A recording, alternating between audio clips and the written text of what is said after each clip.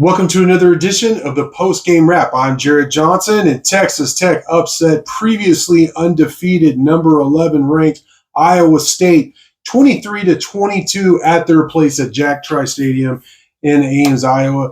And we're going to dive into it. We're going to have so much coverage. Well, the day after podcast tomorrow, I'm going to do the live chat as well coming up here after this. And it's been a minute since I've done one of these post-game wraps earlier in the season. Mostly, I think, because of just the times. It's been late games and all that. But I felt this deserved a couple of videos, at least, in terms of Texas Tech's effort and, the end result. There's so many things happened in this game. Tech got out to a great start, led 7-0, 7-3, then 10-3. Trailed at the halftime, at the half, and a couple of stats that are pretty crazy that my producer at the Rockin' Pregame radio show, Sean Dillon, posted out. Matt Campbell, in his time at Iowa State, was 25-0 at the half when leading. And then Joey McGuire, Texas Tech, was 2-13 at the half when trailing. So, under Joey McGuire. That's crazy that they reversed that trend. They get the 1-point victory in dramatic fashion, and it went back and forth there in the fourth quarter. There were some things that definitely deserves criticism. I think McGuire's decision to go for it on fourth down there in midfield after the false start, which they got that when Jalen Conyers came in on the Wildcat, and there was a false start. 4th and 6, they go for it, they don't get it. You end up holding Iowa State on the ensuing possession. They miss a field goal. You get the ball back with about 5 minutes left, go 3 and out, run almost no time. Iowa State scores a touchdown, takes a 5-point lead. There's just over 2 minutes left. And look, Baron Morton missed a couple of deep throws on that drive, but he faced a 3rd and 15, got 8 yards on a scramble, completed a pass to Josh Kelly, who had an amazing game, 8 catches, 127 yards, 2 touchdowns. 4th and 7, made a great catch.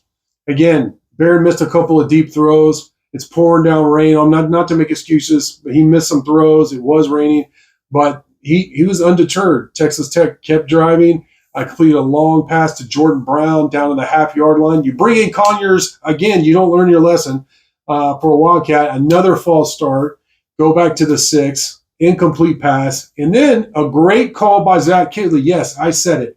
A great play call by Zach Kidley. You bring Jalen Conyers back in, but he's not lined up directly behind center. He's lined up in the backfield next to Taj.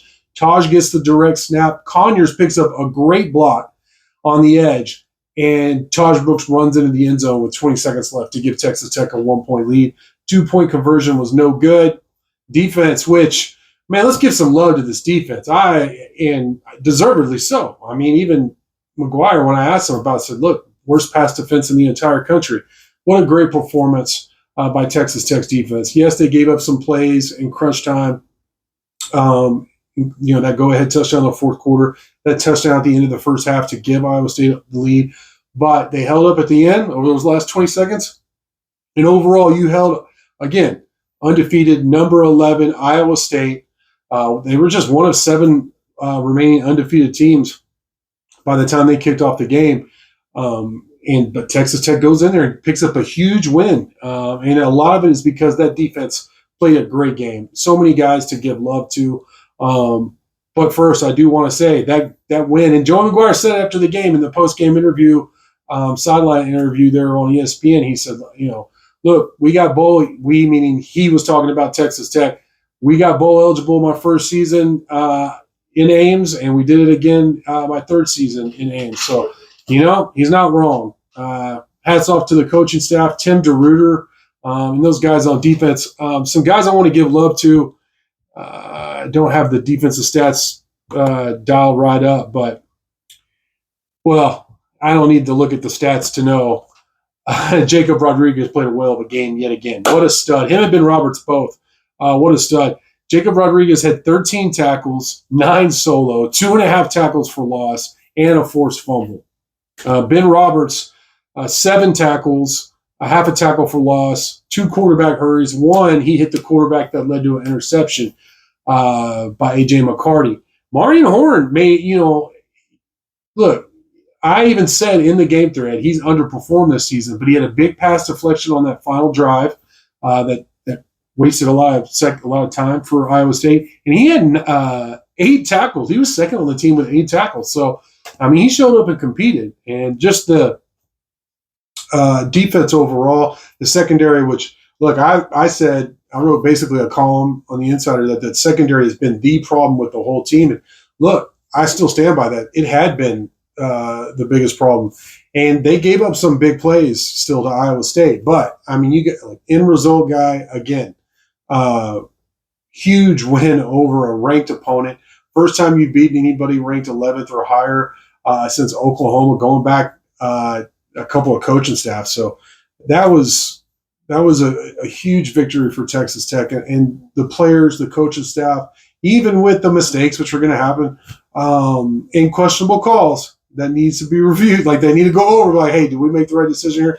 Bottom line is, end result kind of guy, end result business, with college football and just in life, huge victory for Texas Tech. And really, when you look at it, they're back on track to what I thought. I mean, I thought they'd beat Baylor. They didn't.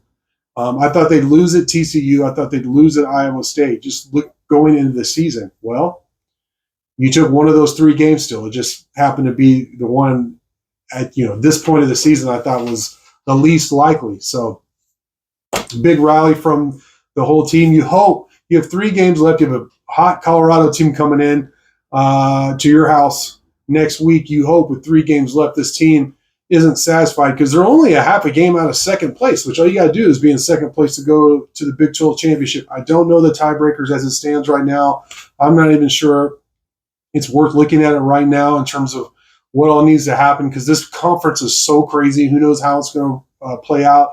Of course, you got BYU atop the standings, Iowa State, Kansas State, and Colorado all at 4-1 with Texas Tech at 4-2, right there. So Red Raiders are certainly in the mix.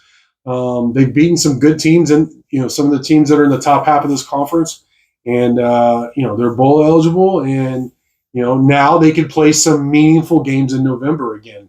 Not again, but for the first time since I can remember, which was the stated preseason goal. But for now, I would say, man, just enjoy this victory.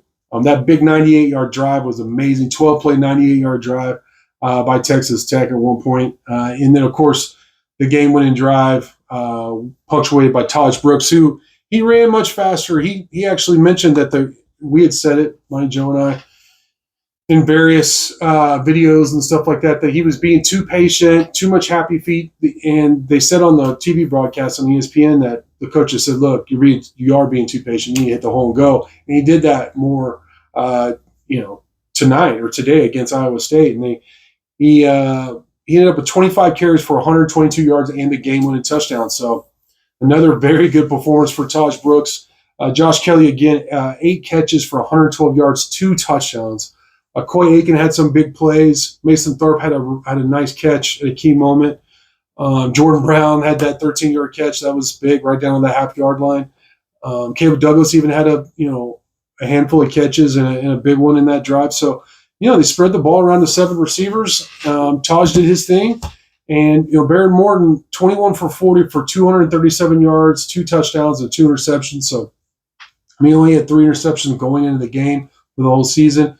That's not a good stat, but he made the plays that needed to be made, even with some big passes kind of left down the field on that last drive. Ultimately, he won the game. He showed a lot of moxie, a lot of leadership, and that's a really tough defense, a really tough team, defensive coordinator to go against. Ask Patrick Mahomes and Cliff Kingsbury. They struggled against Iowa State back in the day when they were lighting up all kinds of teams. Hats off to Baron Morton, Zach Kitley, obviously Joey McGuire, Tim DeRuiter coming back, and that defense playing so well. I mean, very impressive victory. And, hey, all of a sudden, everything, it's a week-to-week proposition. Like I'm always telling y'all on these videos, college football really is. I posed to my staff inside the Red Raiders, what would this win mean to Texas Tech if they're somehow able to pull it off? 2 touchdown underdogs on the road.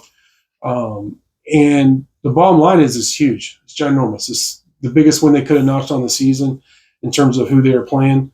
And, I'm looking forward to the rest of the season again. We'll see what they do against Colorado. Should be another really tough test. At least it's back home at the Jones. Tech now has a couple of nice road wins notched in Arizona and Iowa State, especially Iowa State. So just a huge victory for Texas Tech. Like I said, we're going to have more content. Look for your shots from Mighty Joe. I'll have the chat to talk with y'all. We'll have the day after podcast tomorrow as well, and more going in next week. Basketball tips off as well. So all of a sudden, it's happy times in Raiderland again. It's amazing how that happens. But for now, I want to thank you for watching, and until next time.